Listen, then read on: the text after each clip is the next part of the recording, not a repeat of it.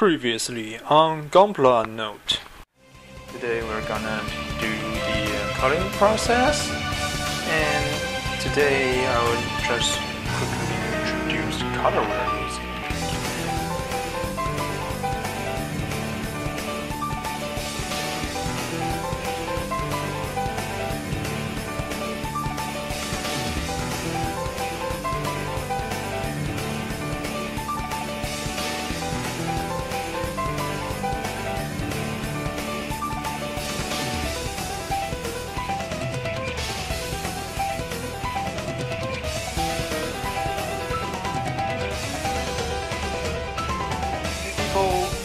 Would like to add the black base and then apply the gold color on top of it, or even other metallic colors.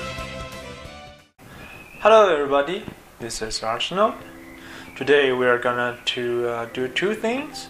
The first thing will be putting on the semi-gloss clear coat for some of the parts, and the other one will be using the clear coat to a clear yellow actually to highlight the lighter gold parts.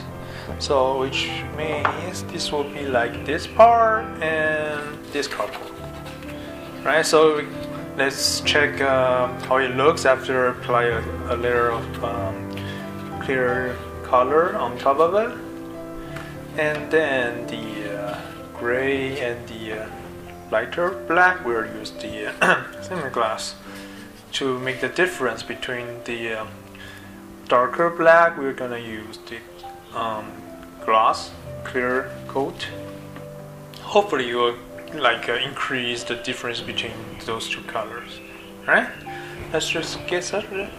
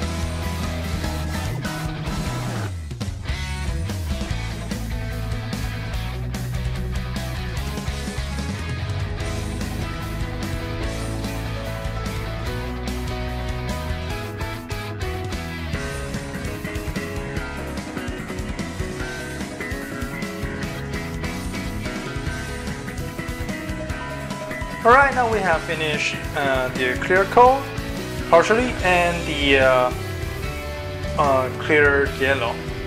However, there's one thing I really like and one thing I really don't like.